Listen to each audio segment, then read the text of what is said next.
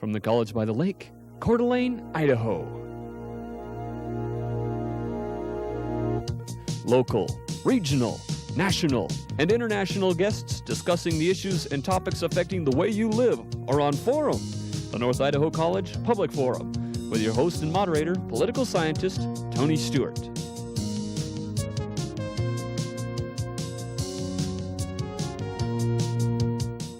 Welcome to the second week in a 5-week series entitled Universal Health Coverage in the United States, Can We Do It? On program number 2 today we're going to discuss the sub-area called Health Coverage, Private-Sponsored Programs versus Government-Sponsored Programs. It's a very special privilege to welcome to the program a longtime friend and someone highly qualified to discuss this subject, and he also was our keynote speaker today on our campus as we're engaging in this 5-day series. I welcome to the program Dennis Wheeler, who is the chairman, the president, and the CEO of the Coeur d'Alene Mines Corporation. Our guest is a native of Idaho. He has lived his whole life in the state, in fact, in North Idaho. He holds a degree from the University of Idaho in the field of business and also a doctorate of jurisprudence from the law school at the University of Idaho. Our guest, in addition to his major responsibilities with that corporation, is on many national and even international boards. Among those that he presently serves on, he is the chairman of the board, as I've indicated, of this particular corporation. He also is on the board of directors of the Sierra Pacific Resources. He is also the president of the Silver Institute, which is an international organization of miners, refiners, fabricators, and manufacturers. And he is currently the chairman of the Western Board of Governors of the American Mining Congress. And I'm also pleased to indicate that Mr. Wheeler is a member and a director of the board of the Center for Democracy in Washington, D.C. that I have some familiarity with, and they work around the world on democratic ideas and principles, and our guest recently went to Russia on behalf of this organization. Our guest is also one of the founders and a director of Jobs Plus, which has been a successful corporation in North Idaho here in Coeur d'Alene in bringing industry to our part of the country. Dennis, as it has been in the past, it's a pleasure to have you with us, and thank you for your presentation on this week's symposium at North Idaho College. Well, it's always a pleasure to see you and be here, Tony, and I appreciate the invitation because this is, I think, a topic of significant national interest right now. And I know that my panel is very happy to join me in questioning on this important subject, and I welcome to the panel our regular members, Janelle Burke, who is an attorney in the state of Idaho, and next to her is Steve Schenck, who is the Dean of College Relations and Development at North Idaho College, and I shall ask Janelle to commence the questioning. Well, Mr. Wheeler, it's a pleasure to have you here and to talk about this subject. This is an area that has been of great national interest. We've had private health coverage for quite a number of years. What has brought this to the forefront more recently? Why are people so interested in this subject right now? I think really three things, Janelle. First of all, a concern about the rising cost of medical care in this country. Secondly, the question of access of medical insurance or services for all of the populace. And I think thirdly, just the fact that this field consumes about 15% of our total national economy has all brought this to the forefront. So people are really interested in this area. What does this mean for private enterprise? What's going to happen? What's going to happen to the private companies and the private I think one of the things, programs, for example, that we happen to be doing with our employees is just discussing with them the different proposals right now that are being fashioned. But implications, I think, some of the implications are the following. First of all, employer-provided insurance under some proposals now will become a cost-sharing experience for employees. So they're going to be asked to step up to the plate and pay for some of the cost of their medical care, which in many companies they don't now have to do. Secondly, questions such as these plans may restrict access as far as the doctor that you can select for your treatment or the facility that you can attend for your health care needs. And this represents a departure from what we've had historically here in the country. In terms of private compensation, how much, what kind of figures do you use as a sort of general ballpark figure as to what private employers are paying for health benefits for their employees. Do you have any kind of figures along that line? Well, I think that varies, but my sense is for a reasonably full program, you're probably looking at between $275 to $350 per employee per month. And it would depend, of course, on how many members in the family and some things like that, too. Yes. If your workforce was relatively young, is there a difference in the cost than if your workforce is older? Yes, there is, of course. And all of those factors are factored into what it costs the employer to provide insurance coverage for the employees. Yes, and of course we haven't had government-mandated insurance by employers historically, and of course one of the real debates today is the small business person is obviously and understandably very concerned about whether or not they're going to be able to achieve profitability in their business if they have to provide coverage for all workers. Steve Shink. Dennis, as an employer, what would you like to see happen? Is there a plan out there you favor? Well, to be honest with you, the majority of the Americans polled today say they're very satisfied with our health care system in the United States, and I happen to fall into that category. I have 500 employees that I have to be concerned about and responsible for, and our people are very pleased with the health care coverage that they have today. We have an administrative services type of plan in our company where we basically contract out for the administration, but we have set a limit in terms of the total dollars that we will spend, and we allocate those throughout our system. You know, we do have a good range, and our people are concerned about lack of choice and taxability, I would say, are the two issues that concern them. And thirdly, the fact that we may not end up with the quality of services that we now have, because we are the world leader, make no mistake about it, in terms of health care. You know, we talked before the show started, and obviously one of the real concerns for anyone like yourself who's involved in running large companies where you have a huge amount of expense already going to health care costs, and it seems more and more every year. One of the big concerns is managing the rate of increase in health insurance. Do you think there's a way to do that? I guess a lot of people are trying to get a handle on what it is that's driving sometimes double-digit increases in healthcare costs on an annual basis.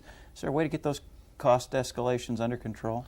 Well, I think changes in the system that will make the delivery more efficient certainly is a step in that direction. And I think that although I think they've been a little late in responding, I think we have seen the doctors, the hospitals, and the pharmaceutical companies get a wake-up call from the public about this concern, and I think they're already doing some things through self-initiation to better control cost. And I think we've seen this because I think premium cost, et cetera, have really come down this year over last year. Would it be your preference that anything that's done in the way of cost control is done from within the industry rather than mandated by government? Well, there's no doubt in my mind that the most cost-effective way to achieve what we're after here, and that's access and cost containment, can best be achieved through private sector initiatives. Dennis, in your presentation this morning, you were very clear and articulated very well your concepts of what government-sponsored programs mean and what the private sector, and you've already on this program also indicated, of course, how you feel about our system in general. Would you take a moment to do two parts for me? First of all, is to talk about your concerns of government programs or more involvement by government, and then secondly, you have some recommendations, I know, of that you indicated instead of completely changing the system to make some amendments in the system. Okay. Well, understandably, government is not a for-profit institution. And so consequently, the same incentives are not present for government bodies to exercise efficient management and cost control. They don't have to bring things down to the profit bottom line. And I think that we've also seen that, you know, we do have in large part significant participation in national government now in our health care system. And people are saying it isn't working. And if we accept the President's premise that we've got to do something to cut the cost of this care and yet open it up so that everybody can participate, when I see some of the estimates, the most recent of which I think was the Pete Morwick study that estimated we were going to have $250 billion deficit by the year 2009 if the President's bill becomes law, I say to myself, wait a second, I don't see much that's on the table yet that tells me we're going to be successful in achieving what's supposed to be the objectives here, and that's afford access to everybody, and 2, control cost. So we've got to find another way. In relation to that, you made some proposals this morning, and I wish you'd take our viewers through those. I know you talked about vouchers and you talked about MRIs. Yeah. And so forth. Two ideas. First of all, in the 1980s, we're all aware of the IRA, or the individual retirement account, that was set up, that proved to be a very popular vehicle for people to take the responsibility for funding their own retirement. That happened in large part because there was favored tax treatment given to those contributions. You know, today our system, we allow corporations to deduct medical insurance premiums as a business expense, but we don't let us individuals deduct our medical insurance premiums for tax purposes. And I'm saying to myself, why not? Let's provide some tax incentives. So I suggest that we think about an IMA, an individual medical account, like an individual retirement account, that people could, on a pre-tax basis, make annual contributions to their IMA. And we would let this grow in terms of investment on a tax-free basis, and people would be able to go into their IMAs and would be able to pull out of their monies as they would choose for their own health care. Now, one of the questions that's obviously going to come up here, Tony, is, well, that sounds fine for the basic, inexpensive medical care, but what are we going to do about that major surgery, et cetera, that people can't possibly save for in the short term on an IMA concept? And I say, let's provide a catastrophic insurance policy to take care of those extraordinary circumstances. And we can do that on a pooled basis so that there is, in fact, the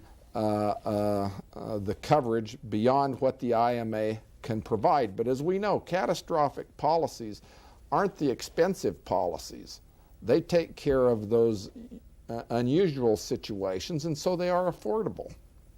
And in relation to that, I hear you saying that by keeping the basic foundations of the private system we have now, that there is a cooperation with government in those areas through this kind of legislation.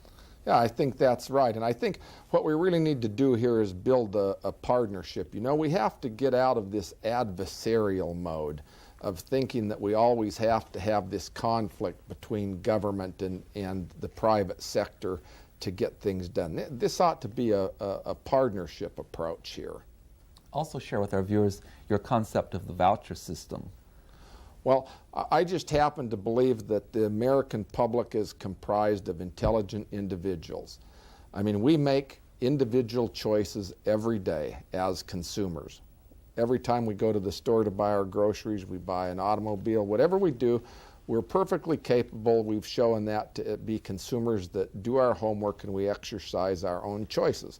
And I say, let's let the general public do the same thing when it comes to health care, because choice has been important to all of us in this area. We want to have the confidence in the doctor we select. We want to be able to go to the facility that we think will give us, in our opinion, the best care. So I say, let's have a voucher system if we need to get more government participation, to where the government would send, every individual would be covered from this, a voucher, like a check, if you will, that would be expendable only for medical, insurance, or health provider purposes.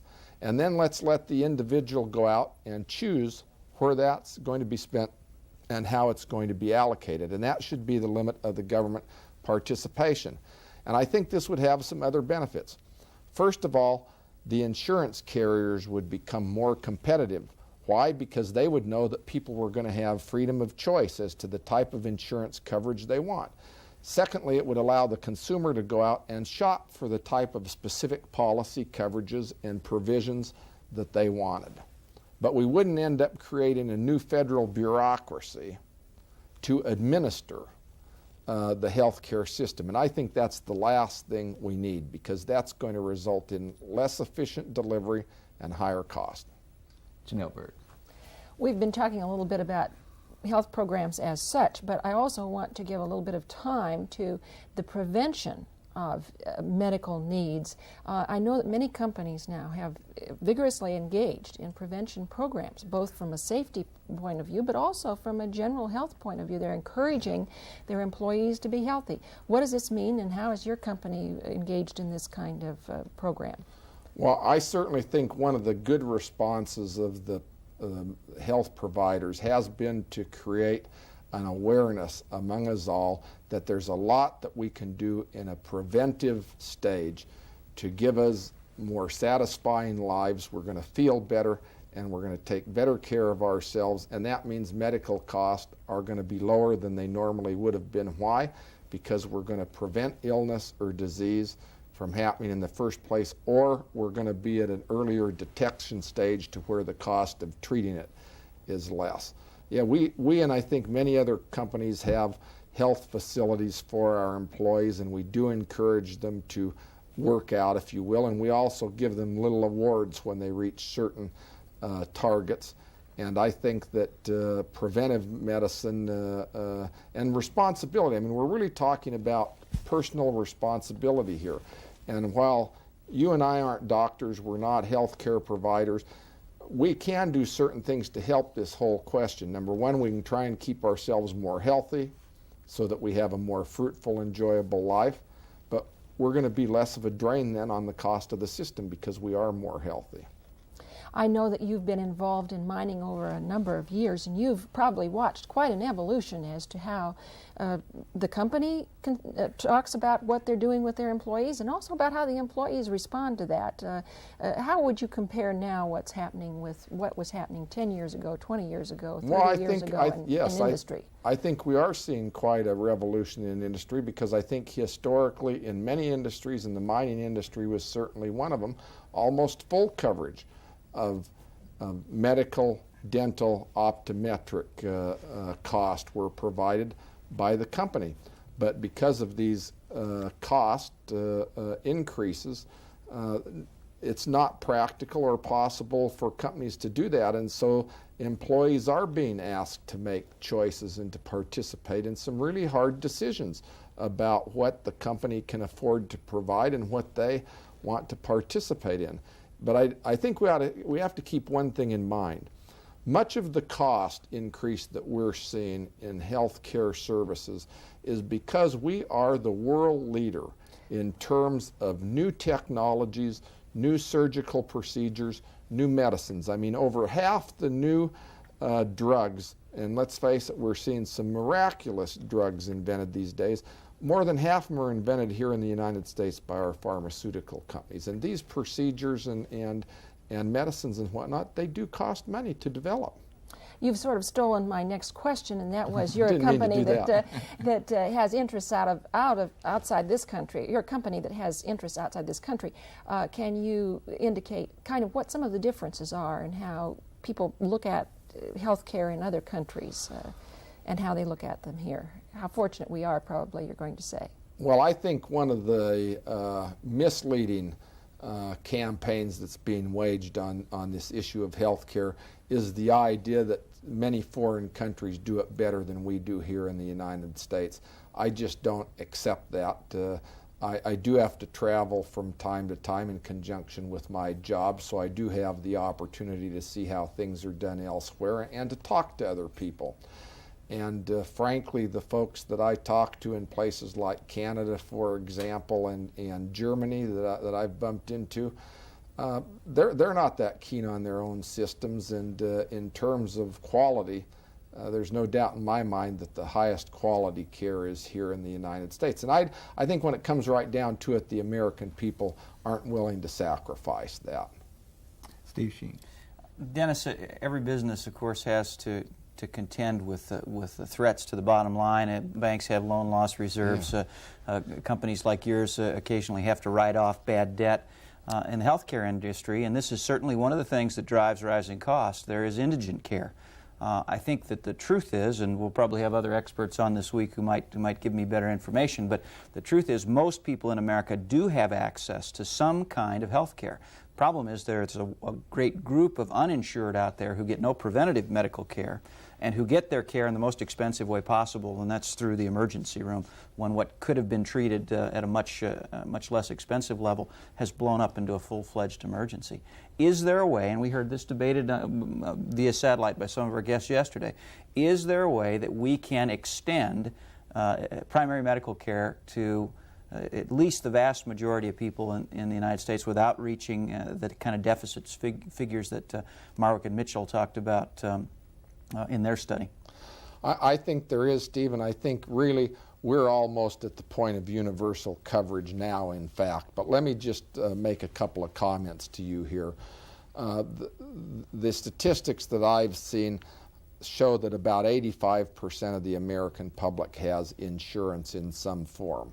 About 15% or 38 million people. Now that's a lot of people, granted, but it's not in the context of our total population, are those that don't have coverage or there are concerns about access. But we really have to break that down because of those people, the significant part of those are people that are in transit from one job to another and maybe on average have 4 months or so where they are going without coverage. And obviously there are cases where it's extended beyond that, but on average that's the case. So I'm saying that in terms of that segment of the population, it's very easy to fix the system that would provide coverage for those individuals and families without having to turn our total national health care system up topsy-turvy.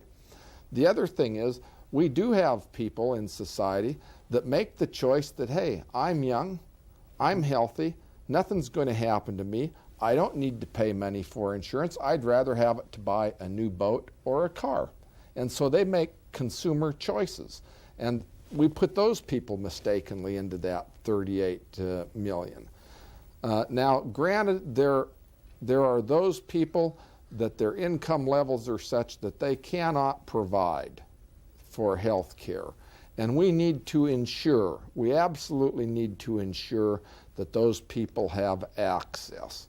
But I think that we can do that on a reasonable cost basis without having to again turn the system up topsy-turvy. And that's why I'm saying something like a voucher system to cover those situations. And maybe we even need to take a look at privatization of the programs that the federal government is involved in now, because from what I can see, it costs us about $3,000 a year, $3,300 a year per Medicaid recipient, for example, in the United States, and the private sector can do it for $1,500. So, you know, maybe there's some cost saving that we have to do by looking at our existing laws and programs and fine-tuning things a little bit. Dennis, something else that you've addressed today too, and that has to do with in all professions there's a small percentage in education or the medical field or, as you indicated, law, whatever it might be, that abuse the system. And would you address both self-policing within, and what role does the government have to also engage in being a watchdog to take care of those? My suspicion is that when those abuses take place, it tends to endanger the system. Well, as you know, Tony, I'm a lawyer by education, and I did practice law years ago, and so I was involved in medical malpractice in the question of reform. I do believe that the time has come to where we have to have medical malpractice reform in this country, but it shouldn't be the type that deprives people from access under our system of jurisprudence to have their injuries redressed. I mean, that's fundamental to the system of justice on which this country was founded. Having said that, I do think the time has come to where we have to do things to limit damage awards. There has been, I think, a lot of emotion and passion come into this area. We need to limit the awards, number one. I think secondly, if we find that cases are frivolous and have no merit, but they're brought and the doctors and hospitals have to go through the expenses of defending these things, I think that maybe it's time that plaintiffs be required to pick up the cost of that. It would serve as a deterrent against filing frivolous suits. But then I also want to talk about the medical profession and the providers themselves. You know, they're like any other business, whether it's teachers, lawyers, miners, whatever. We have a few bad apples in every segment of the business community. That's always been the case. It always will be the case. But I think the medical profession needs to do a better job of screening out those folks and, you know, not just slap them on the hands. If the person is out there that truly is not providing quality or reasonable care and he's a cost on the system because of that failure, maybe we have to say we can no longer afford to have that individual in the system. Jamil Berg.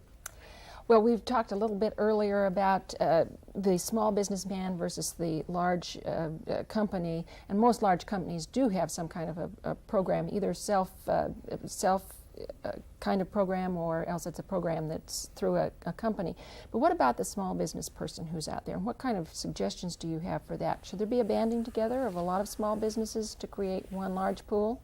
Those are good comments, Janelle, and I think that we clearly have to be sensitive to the small business person, because let's face it, it's the small businessman or woman in this country that's creating the new jobs here.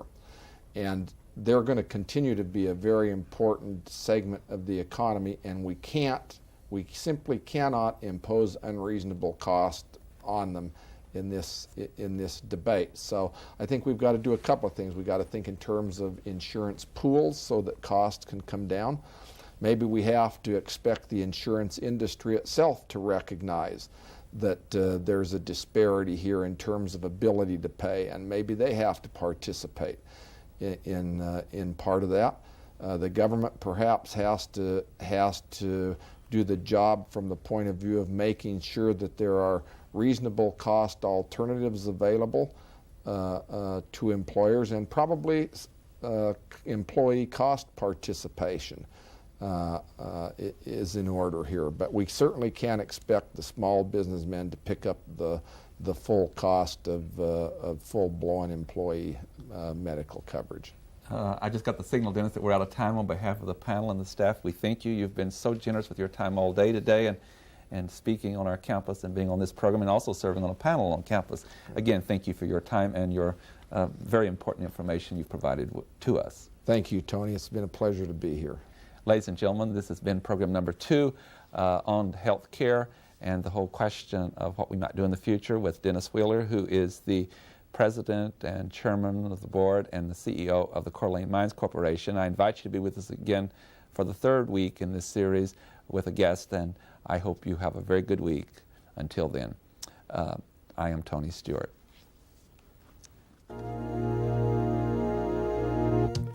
The North Idaho College Public Forum was videotaped live from the studios of Instructional Technology on the campus of North Idaho College for viewing at this more appropriate time. We invite you to join us again next week for another all-new edition of the North Idaho College Public Forum on this public television station.